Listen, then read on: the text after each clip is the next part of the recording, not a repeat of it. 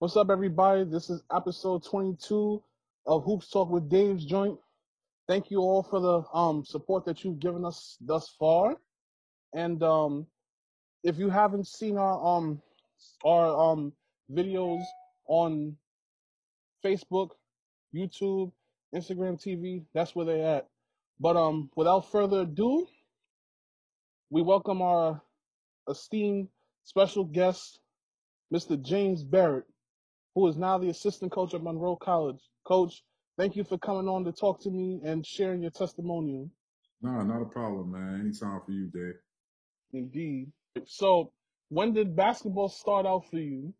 Okay, so basketball started off for me when I was probably about 11 years old, and I used to hang out around the YMCA in Williamsburg, and I used to just go there just to play around, like play football, play around with basketball. And, one day they wound up having a junior Knicks tournament at the YMCA, and that was my first tournament that I played in. So at that time, it was crazy because a lot of the guys who were the coaches were like neighborhood guys who, some of them was hustlers, some of them, may have played basketball when they were younger, some of them were like high school guys that just came out to coach. So that's when I pretty much started around 11 years old. All right. That's a good question for you to answer. That's All right. a great question. All right. So, what part of Brooklyn did you come from, and what's the basketball culture like in Brooklyn? So I'm from Williamsburg. Okay. I grew up right around the corner from Bushwick Projects, and the basketball culture there was very strong at the time. We had guys from my neighborhood like Phil Grant that played at Robeson and then went on to play at Iona. We had Mike Thompson. We had Obadiah Toppin, senior. Right. So guys who we had the twins, Mike and Mitch, who, man, they pretty much paved the way. Like those guys, played hard, and Phil had played at the Garden with Robeson. So those were kind of the guys that I looked up to from my neighborhood, who pretty much paved the way for me to, even start playing basketball. Okay. So, what were some tournaments that you enjoyed playing in your youth? So in Brooklyn, we really didn't have a lot of tournaments at the time, so we had to travel to go play in tournaments. So we would go uptown, and I played with a team called Williamsburg Flames that JR, he used to be one of the coaches at Riverside, but he started off with Williamsburg Flames, and we were playing citywide. We would come up and playing UDC. We playing a bunch of little tournaments like that. Rucker at 145th, and Lennox. So we would come out and play in all those tournaments, and it'd be just a group of dudes from like just our neighborhood, Williamsburg, Bushwick Projects, Williamsburg Projects, and we started off pretty much like that. Indeed. So then again, all right. So you started out at Bishop Loughlin High School. Talk about your time with the Lions. So it's crazy because it was 3 schools that I really thought about going to, and the 3 schools were Savarian, LaSalle, and then Loughlin was actually like the last school to kind of come in for me to go to. But Kenny P was an assistant coach on the varsity team, and he was also the head coach for the JV team at the time. And, he also worked at Riverside. And Kenny P pretty much recruited me to go to Loughlin. And it was a good experience for the 2 years that I was there. The first year I played JV with Kenny P, and my second year I played with Ted Gustis.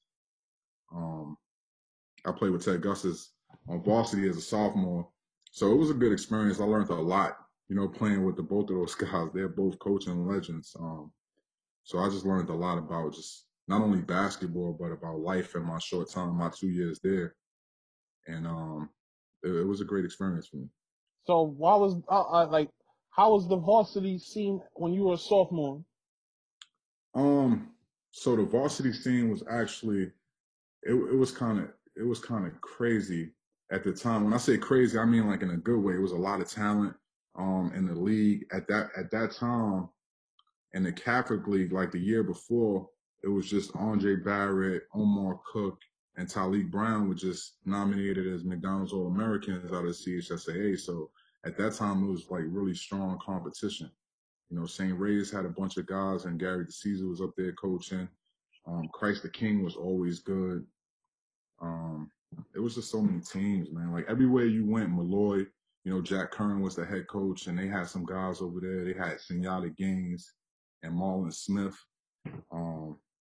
Like a bunch of places. Christ the King had 3 sophomores that were starting with Japheth McNeil, Mitch Buford, and Brian Williams. So it was just a lot of competition at that time.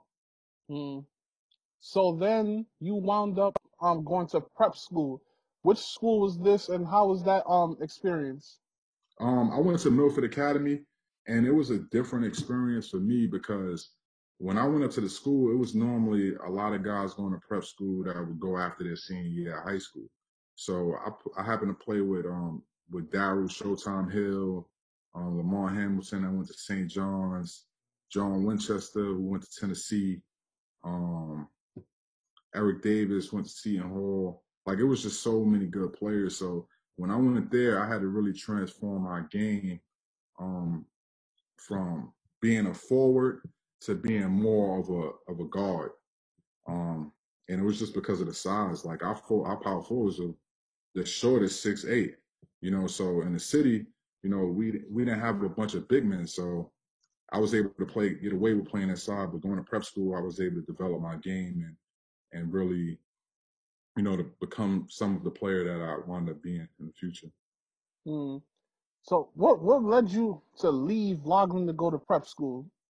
So I just felt like it'd be in my best interest not to be at Loughlin and be away from the city so that I could have a limit on some of the distractions that I faced at home. I grew up in a rough neighborhood and, you know, it was just tough, you know, every day, you know, going back and forth to school. So I just wanted to be in an environment that was a little bit more secluded where I could really focus on, you know, my academics. Do you regret making that move? Like, do you feel like you gained anything from it? Um, I don't regret. I feel like if I could go back in time, you know, I think I would have handled things the same way just because of the relationships that I've built, you know, throughout the years. And I feel like going to Loughlin and playing for 2 different coaches and then going to Milford and building those relationships with some of my teammates and the people out there, you know, really helped, you know, as far as like what I do today. It's crazy because I met a guy who played on my team by the name of Derek Mack. And Derek Mack is the same person. He was one of the point guards at Milford, and he was the same person that helped me get Desi Rodriguez to Lincoln. So that would have probably never happened if I would have never went to high school with Derek Mack at Milford. So, you know, if I could go back in time, I'll probably do it all over the same way. Hmm.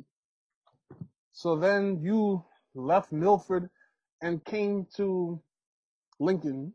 Like, what led you to come back home? I felt like, you know, after having a year under my belt, and the school actually closed down. So Milford wound up closing down like that same semester that I came home. So when I came back, I actually wasn't even going to go to Lincoln. It's crazy. I was supposed to go to Grady.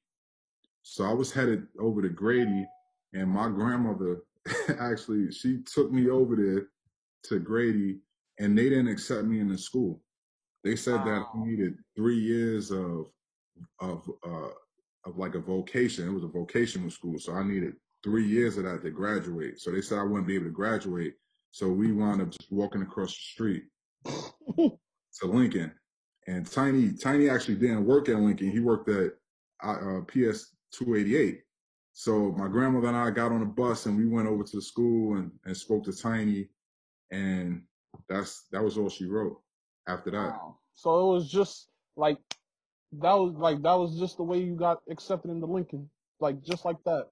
Yeah, I always had a relationship with Tiny because Tiny was always around, and it was some guys from Fort Greene, and my grandmother lived in Fort Greene, so it was like Jamal Dodd and Karan Clark. They had just went to Lincoln the year before, and I had grew up with those guys, so it was kind of easy for me to make the transition and go to Lincoln. At first, I was kind of like, well, I want to play against the best team, you know, in the PSAL, and I want to compete against those guys. But you know, once I couldn't get into Grady, it was kind of like, all right, well, let me go and be a part of this team because I already had a relationship with Sebastian and Tank and all those guys. So it was an easy transition.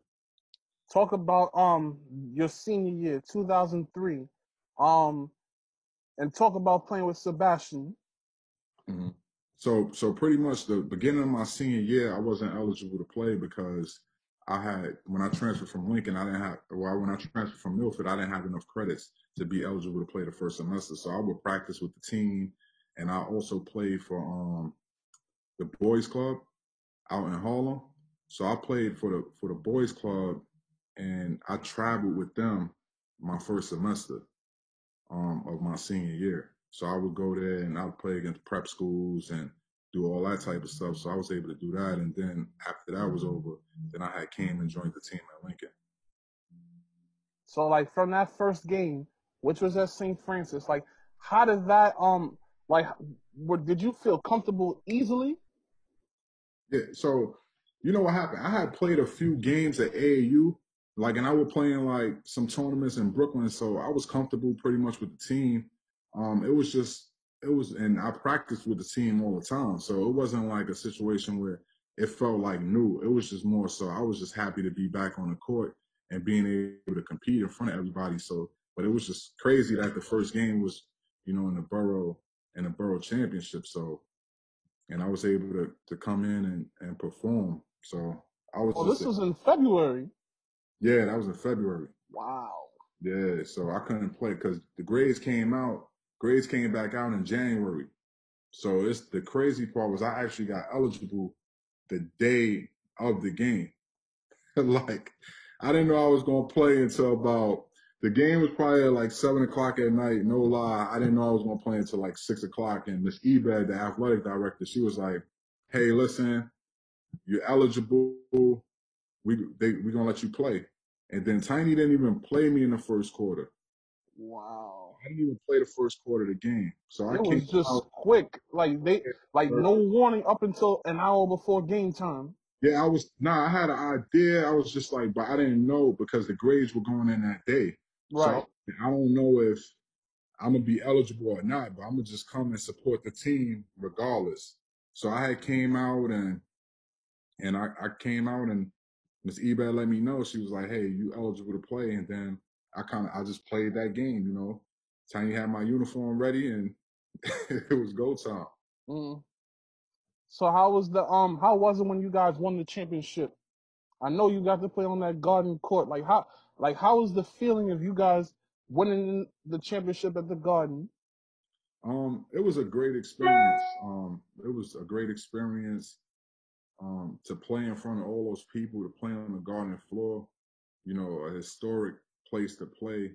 Um, it's not something that you just, for me, especially being that I wasn't playing basketball my whole life, I really didn't know much about, you know, just public school, period.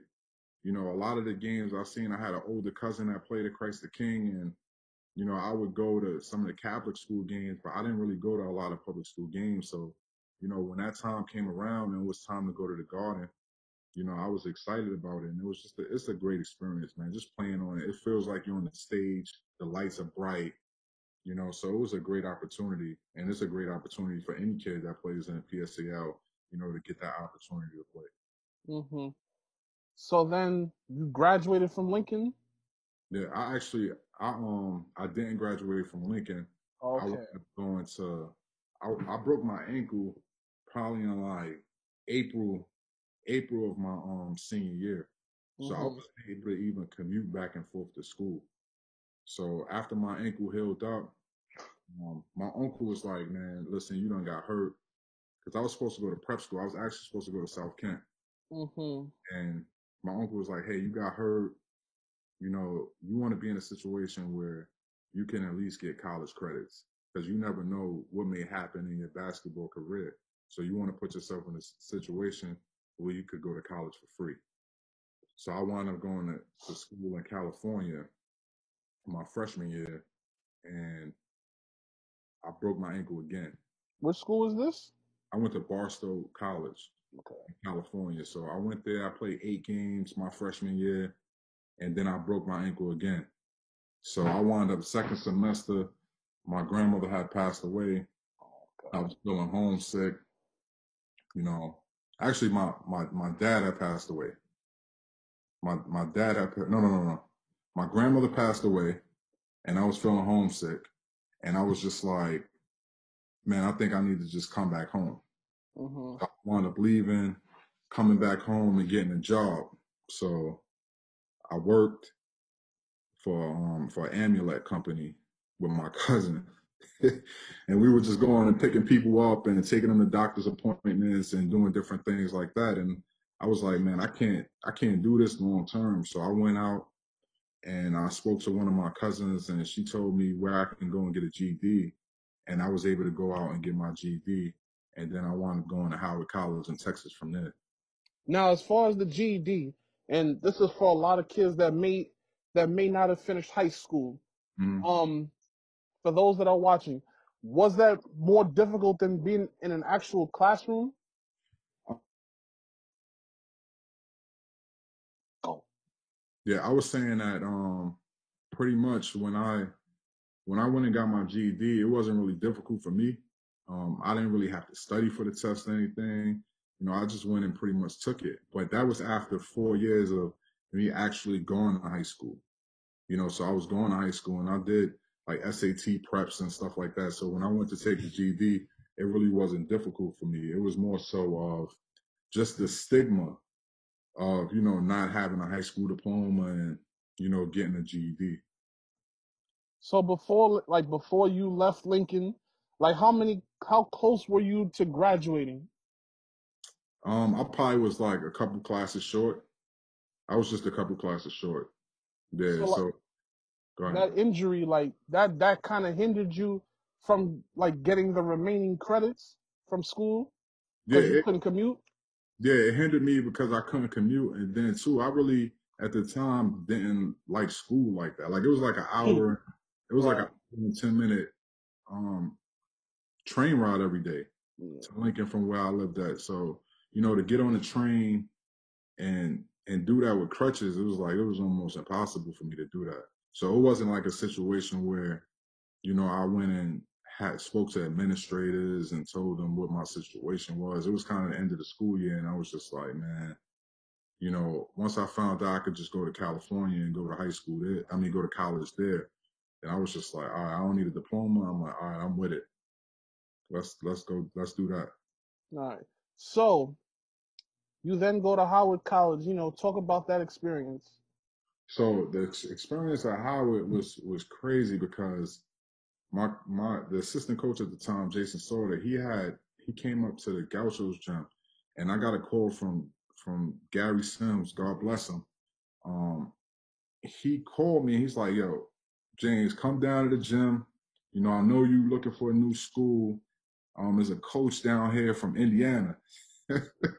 And I'm like, all right, cool. This coach from Indiana there. Yeah, I'm gonna go down there and I'm gonna work out. So I went and worked out at the Gauchos gym, and then coach told me, he's like, hey, listen, I just got the job at Howard. I gotta speak to the head coach, you know, out in Texas, and then I'm gonna get back to you and let you know what we gotta do. So he went out and he probably called me back a couple days later, and he was just like, hey, you know, we got a scholarship for you. You know, we really liked your game. But the only thing is you got to be here next week. And I'm Wow. like, he's like, man, you got to take summer school and you got to take 2 classes to be eligible to play. So I think I had about 19 hours at the time, and I needed 24 to be eligible to play. So I went out there the next week and went to summer school, and I pretty much worked out all summer because I was just coming off an ankle injury. And I told coach, I'm like, hey, coach, I need you to stay on me. I need you to push me because, you know, I want to get back to where where I was, and I need an extra push. So, coach just stayed on me, and he pushed me all summer, and I was ready to go by the time the season started. So the season starts. Like, talk about how that season went down. It was a great season. One of my counterparts, one of my teammates, his name was Charlie Burgess from Harlem, and Charles pretty much was our leading scorer. He averaged about 18 a game, and then I was second, averaging 12 a game, and we were 27-6 that year. I played for Coach Mark Adams, who just actually got inducted to the JUCO Hall of Fame, and he's associate head coach at Texas Tech. So I got an opportunity to play for Coach Adams. So it was a great experience at Howard. I got away, we worked, we lifted. He was very big on, Coach Adams was very big on defense. So I just learned a lot of, just defensive strategies on, pretty much how to stop people, how to understand, different things that the offense may be doing, and how hard you need to actually practice, and, all those things. So, playing for Coach Adams and Coach Sawyer, that was a great, experience for me. Awesome. So then you went on to Sam Houston State. Talk about your 2 years at a Division I program. So my 2 years on a Division I level it was very different. That's when I really understood that basketball was more of a business. It was the first year I felt like I should have played more than what I actually played. But after that, I really just understood that it was just more. It's just more to life than just basketball. Once I got to the Division I level, once you realize there's not a chance for you to be a pro, that's when you really start to understand, like, all right, what's next? Like, what am I going to do next in life? Like, what are some of the things that I'm interested in? Like, what direction can I go in? So those are kind of like some of the thoughts that I had in my mind, once I got to that point. So, like, how far did your team go during your tenure there? So we won 20 games both seasons. We won 20 games both seasons. Did y'all make it to March Madness? Nah, we didn't make it to March Madness. Unfortunately, it's crazy. One of the teams that was actually recruiting me, we played them in a conference championship, and we lost to them by some points. And that was the game that kind of won the conference. So if we would have won the conference, then we would have got an automatic bid to the NIT. So we wound up not doing that, and but it was a good experience. I learned a lot in my 2 years. In my 2 years at Sam Houston, and it's helped me as far as like recruiting, the Houston area now. So then talk about the days when you were a Greek brother. Talk about your fraternity. Okay, so I'm a member of Omega Psi Phi Fraternity Incorporated, and some of our cardinal principles, manhood, scholarship, perseverance, and uplift. And one of the biggest things, that really helped me was always having somebody, having a brother. I grew up in a household where I didn't have brothers, and when I joined my fraternity, they told me, like, listen, man, before you even think about, joining our organization, you need to, get to know us, come around, see who we are as people, and then kind of make a decision from there. So during that time, I actually got a chance to be the president of the chapter. So I was able to run events, organize different things, and that's kind of some of the reason that helped lead me to running Unsigned Hype, because I learned all those organizational skills from becoming a member of Omega Psi Phi. So a lot of times people are big on, I heard things like, you paying for friends. I heard things like, you pledging. I heard things like, fraternities just party, and a lot of the things we did, like, when we had parties as fundraisers, and our fundraisers would help with like us donating to like college endowment funds, us having blood drives, us having like we had alcohol awareness programs, we had self-defense programs for some of the women around campus. So we had a lot of different events, you know, and a lot of things that really help, you know, just build young African Americans and the student body in general, you know. So that was just a great experience for me. And, you know, if I could go back, like I said, I would do it again, over and over again, because it's just been, you know, very impactful in my life. And, you know, a lot of the brothers that I've met, you know, not only in my chapter, you know, are like my real life brothers today. You know, Indeed. it's something that I take a lot of pride in.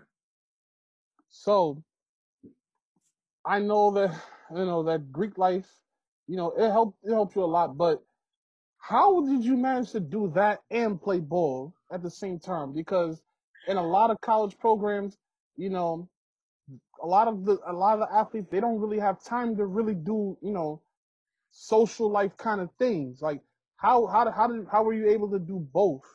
Man, it was a struggle. And I want to say, like, my academics probably, they didn't do as, I didn't do as good academically, you know, with so much on my plate, you know, but at the end of the day, that's life. You know, it's sometimes, especially being in New York, where you working multiple jobs to get income. Like, I see you all the time. Like, one minute I see you in Harlem, the next minute I see you on a train to Philly or something to go watch a tournament, you know. So Right. it's, you know, different things that you have to really deal with in life, you know, and it just helped me because, you know, I wasn't one dimensional.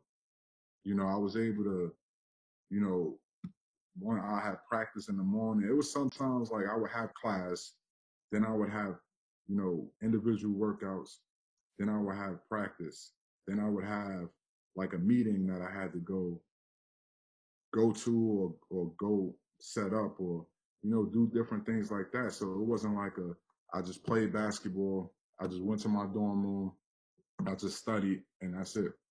You know, I was able to make connections, you know, for the rest of my life. Awesome.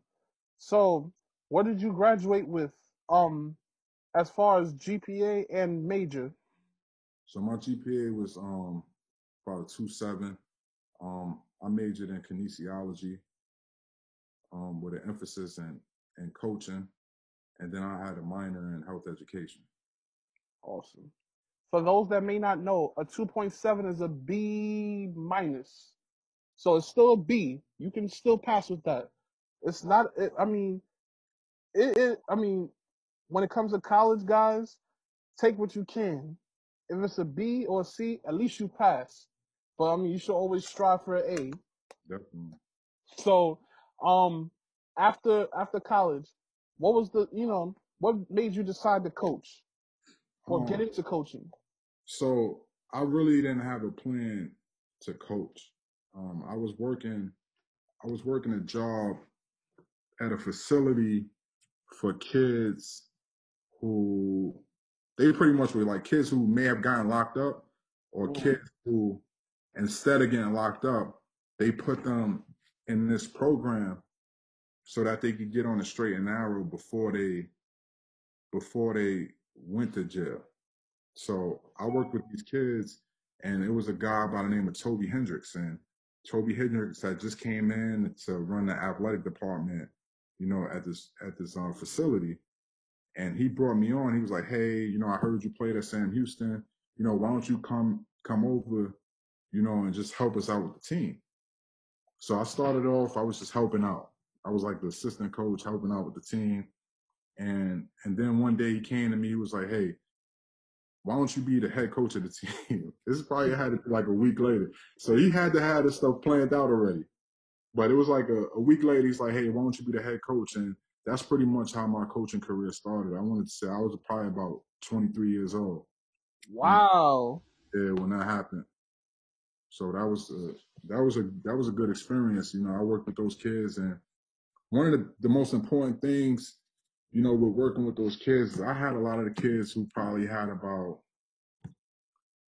with probably anywhere with like 2 to 3 months left in the program that played on my team. So my team would switch a little bit, but I really felt like having a team and being able to take those guys to different tournaments and stuff like, or play against different high schools in the area, it really just opened their eyes to things, and it helped with their behavior, and it helped with, kind of getting them back on the right path.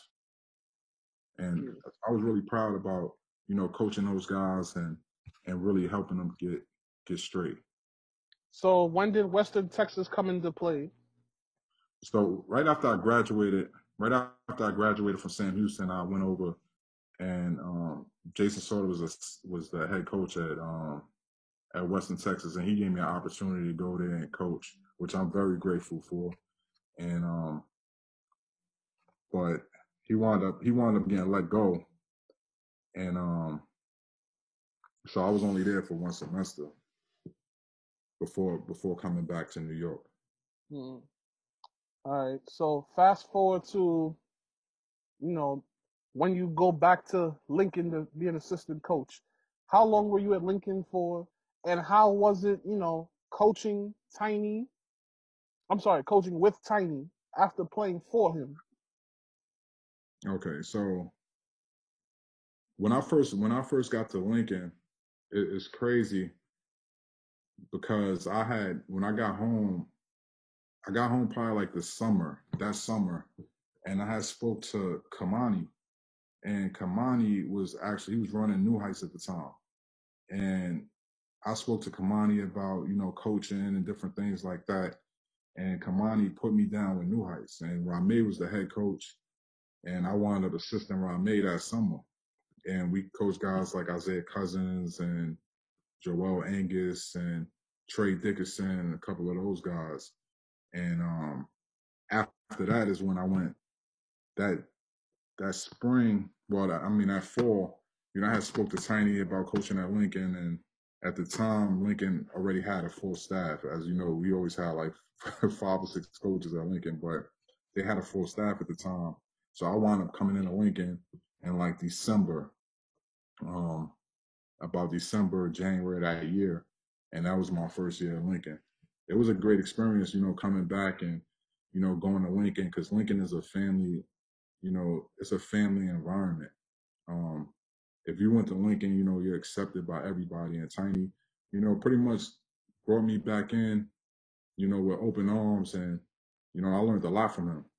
I learned, one of the biggest things I heard a lot of people would say, well, Tiny, he's winning because he had good players and stuff like that. But I noticed and I've seen throughout my years there that it's more than just having good players. Like, Tiny is a businessman. Like, he always had to organize different things on top of coaching these kids. We're running an AAU program, and also like kind of getting guys who are really good to understand that, it's still a lot of room for improvement, and you got to play hard, and you got to have a plan and the things that you do.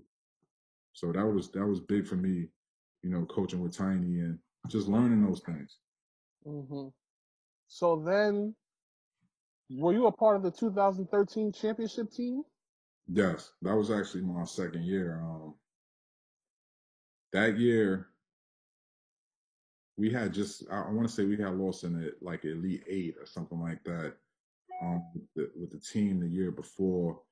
And it was crazy because we really didn't have a lot of players that were coming back on that team. And so I just pretty much went out and, we were recruiting. Not really, I'm not going to say recruiting, but we were like talking to guys and, trying to get some guys, to Lincoln, and getting phone calls with guys that, wanted to come to Lincoln. So it was just pretty much about, understanding, how certain people would fit, if it was the best thing for them. Because Tiny was really big on, not really overloading his teams. Like, it's so many players that, we could have probably got at Lincoln, and then I would talk to Tiny. I'm like, hey, this kid is trying to come to Lincoln, and he'd be like, nah, we got this kid already, and I don't want it to mess something up for this kid's opportunity. I want it to be the best fit, more so for the kids. So it was more so about just having the kids in the best possible situations than actually just winning championships. True. So talk about 10. All right. So 10 years after actually winning with Sebastian, you got to win a championship coaching AJ Williams, Big Mike Vigilance, Desi Rodriguez, and Isaiah Whitehead. Talk about coaching those four individuals. So those guys to this day are family. Like it was just a great experience because those guys worked hard. Like they worked hard every single day. They pushed other people to work hard. They were good people. That's one of the biggest things. Like they were good people. Like to this day, like if they have workouts or they have an open run, like I go to them to this day just because they were good people and they left a lasting impact on not only their coaches but just the whole community. Period. They were just good people. So that was after coaching them. I want to say it made it difficult for other people that I coached at times because the standard was so high. Mm-hmm. And they set the bar high of, how you're supposed to be as, one, your character, then two, like your work ethic, and then just three, how you should be as a student. So that was it was a great experience coaching those guys. And, they put forth a lot of effort, and that's why they're doing, some of the things they're doing today. Mm. So let's move forward to when you started Unsigned Hype. Why did you start Unsigned Hype? So I started Unsigned Hype. It started with two players. So I helped Edson Avila and I helped Jabari Peters go to college. They wound up going to Seward County, where I was at previously. And they had really good experiences there. And I was also a JUCO product. So I said to myself, I'm like, all right, what would be the best way to get all the kids on in front of these coaches as opposed to me picking up the phone and just calling and saying, hey, coach, you should take this kid. Because I wasn't familiar with every single program and what it was that they were looking for from players and what type of players they were looking for.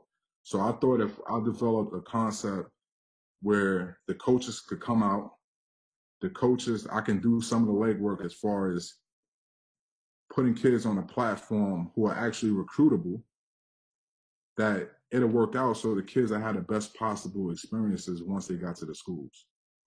So that's what made me pretty much start Unsigned Hype. I'm like, I didn't have that type of guidance and I didn't have that platform to play on, once I was no longer in contention to go D1 right out of high school.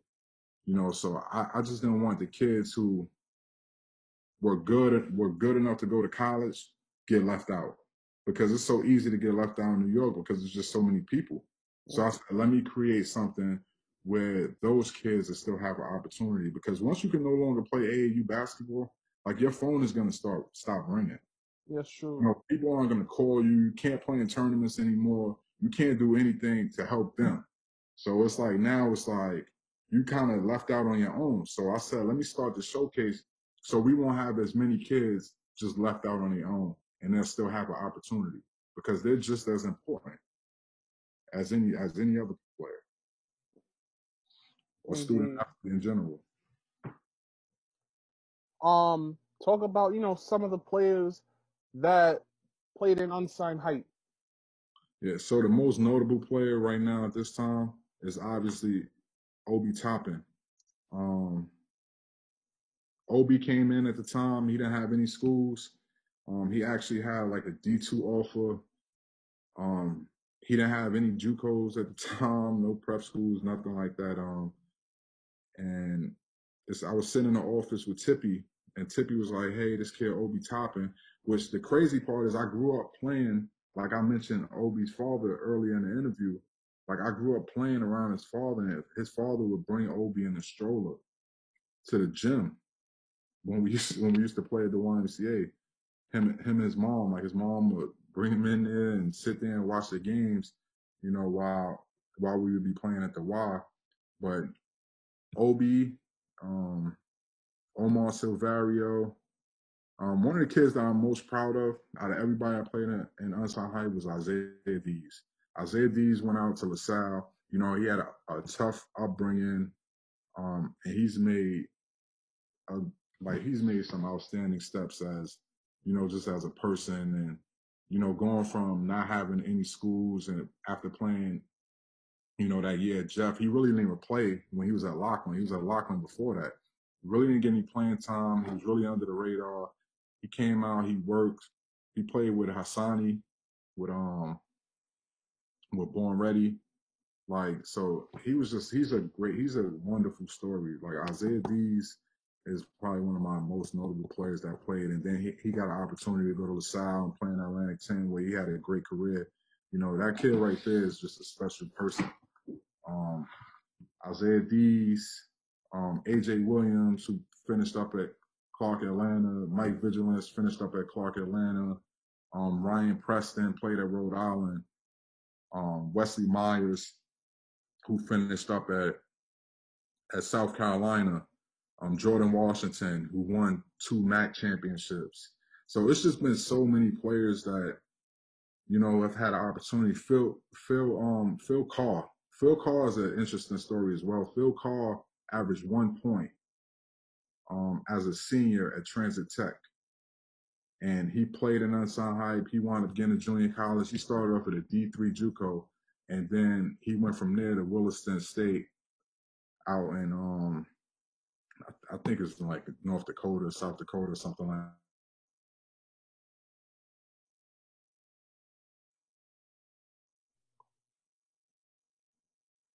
All right, so I was saying, Phil Carr. I was saying Phil Carr had a great career.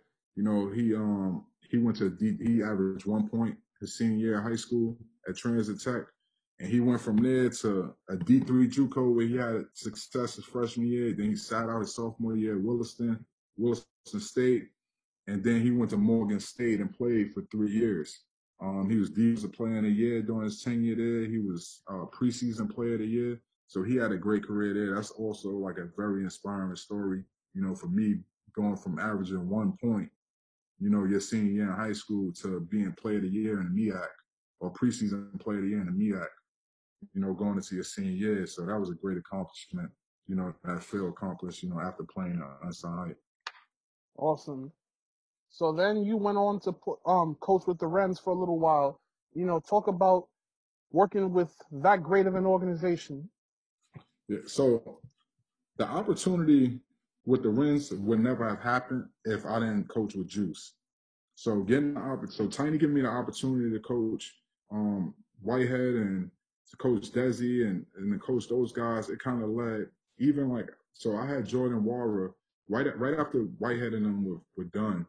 You know, I got an opportunity to coach Jordan Warrer, and it was crazy how he got on the team, because Mike Vigilance actually went to Erie Community College and played for Alex Warrer. So while Mike was up there, Alex called me. He was like, "Hey, James, my son is 15. You know, I'll bring him. I want to bring him down to the city." I'm like, "Yeah, definitely bring him down." And he brought Jordan down, and I actually went to the hotel, and he was staying in the hotel, and I went in there, and I went to go talk to Alex, and I seen Jordan, and Jordan was asleep at the time. It probably had to be about 11 o'clock at night. Jordan's asleep, and his feet are hanging off the bed. So I'm like, "Man, your son is 15, man, his feet hanging off the bed." He's like, "Yeah, man." And I'm like, "All right, that's great." You know, so the next day Jordan came and played, and Jordan, the first game, played bad. He played awful. So I'm looking at him, he's about 6'5" at the time. Chubby kid had just like baby fat. And I went up to Jordan. I'm like, "Hey, listen, man, I heard that you could really shoot the ball. Listen, when you get the ball, just shoot it, man. Like, I'm comfortable with you just shooting the ball from wherever you at. It don't matter." The next game, Jordan comes out, and he has 9 threes in the first half in a row, like 9 threes in a row. So I'm like, hold on, man, this kid is pretty damn good. So we go and we have a talk with him, after, the games are over. And man, he kind of took off from there, man. Like that was like his coming out party, as far as AAU. So I went from there. That was my last year with Juice. And then I went with the Rens for the second year. And that was a great experience. That was Andy Bowman's first year.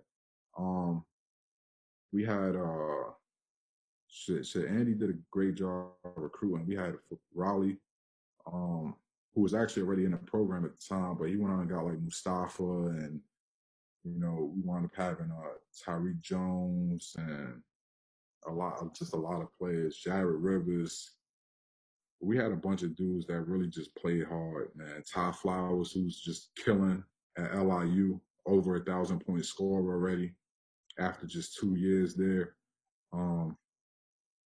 So we had a really good group. And then the second year, we had Jordan and we had Hami and Jordan. This year we actually had Devontae Green, which he was great to coach as well.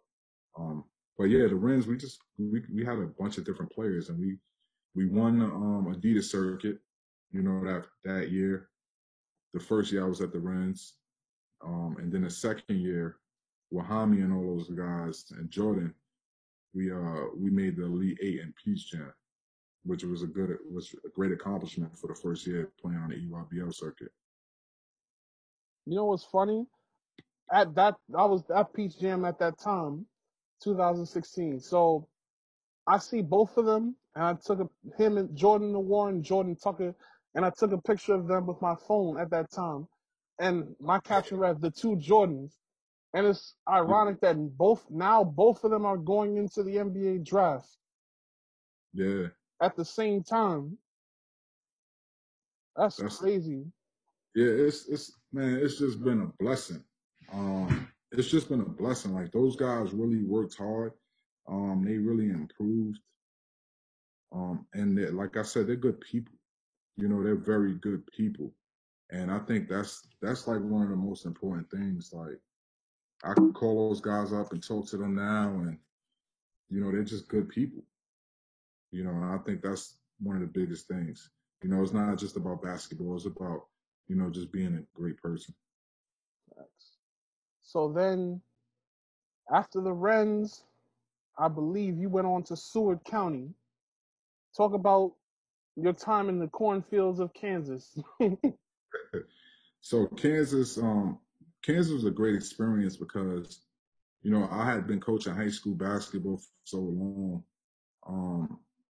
To get an opportunity to coach college and to be around guys every single day. And, one of the hardest parts about, coaching college for me at the time was, just finding something every single day to not only keep them engaged, but to get them motivated to practice as hard as they could, and, to go and be some of the best students that they could possibly be, so that they could be successful on the floor and then move on to Division I schools.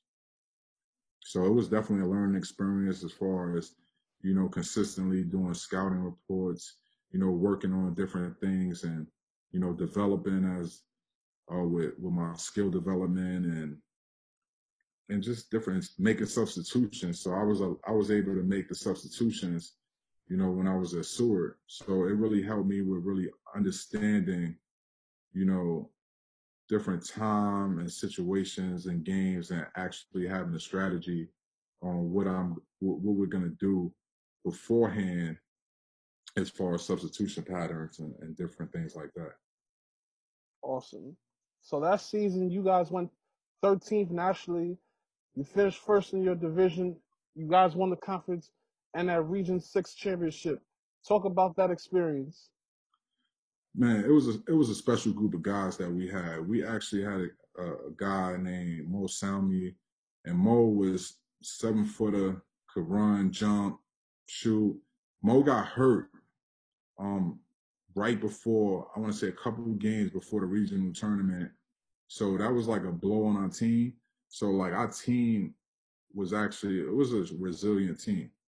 It was a resilient team. We had a few sophomores that had returned on that team. We had Marco Morenci, that actually played for me when we were at the Rens. And it was it was a great overall experience, like to go out there and to be in Kansas, which is one of the top leagues in the country, and to only lose 3 games in the whole league, throughout the whole year, and to win not only the region but the conference as well. It was definitely a great experience. Like I said, I still talk to those guys today as well. We had an All-American in Isaiah Small, who was right from Jersey City. So it was it was an overall just great experience out there. Then now up to the current situation, Mm-hmm. Monroe College. What led you to come back home, and how has things been at Monroe? So coming back to Monroe was when I got the opportunity to come to Monroe, like it was something I couldn't turn down. Being able to coach with Coach Broussard, who was he's about 26 games away from winning 500.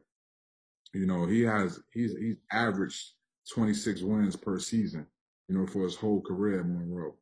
2 NBA pros, countless Division I players, and I recruited a lot of kids from New York, so it just made sense for me to really be home and be able to take a real look at the kids and just be in an environment that I was 100% comfortable and know how to navigate. So talk about how the season went and everything. Like, you guys won the region. Yeah, so we won. So this year we won the region and we won the district as well, and we got an automatic bid to the national tournament, which we weren't able to go to because of COVID. But that was a great experience. Also, it was a little rocky. We were at one point we were 15-9, but we did have a tough schedule. We went down and played in Florida. We flew out to Florida to play. We flew out to Kansas and played Hutch and Barton. So we had a national schedule. So that kind of prepared us to go on our run that we did at the end. We wanted to win our last 9 games and winning the region and the district championship. So it was a great experience with those guys. We had 2 guys go Division I, Juan Rodriguez, who went to Stony Brook, and then Zion Styles, who just signed with Maryland Eastern Shore. Mm. So, and we got a good group of freshmen who are coming back, and some freshmen that have signed, that are coming in next year. So we got a really good group coming in. I'm excited about these guys coming in. Talk about the aspect of coaching junior college basketball. It's not Division I, but yet the basketball's still great. Talk about how easy you guys have it as far as recruiting, to where you guys can actually be at whatever events you want, but yet the NCAA Division I coaches can't. Yeah. So it's actually good because we can go, like I can go to a regular tournament in the park, and go, identify talent, and we could go anywhere. We could go to all the closed events and recruit. So it's definitely an advantage when it comes to that because, not only am I watching kids who are going to potentially come to Monroe, but, I'm watching kids who can potentially go D1 as well. I'm watching kids in the 8th grade. Like, I feel like my recruiting starts from when they start bouncing, when the kids start bouncing the basketball, and I build relationships, and so it's definitely fun, and I'm happy to be at Monroe because I'm able to go and do that. I'm able to go to Nate Blue's tournament at Abyssinian and go watch the middle school kids there. Like, I'm able to go down to B-ball spotlight and go watch the games. I'm able to go down to watch the East Coast Pangos camps. Like, I'm able to do those things. So, I think it's great, when it comes to recruiting, because now I'm identifying and I'm making lists of kids who are in 9th and 10th grade. So, and I'm building those bonds and relationships, early.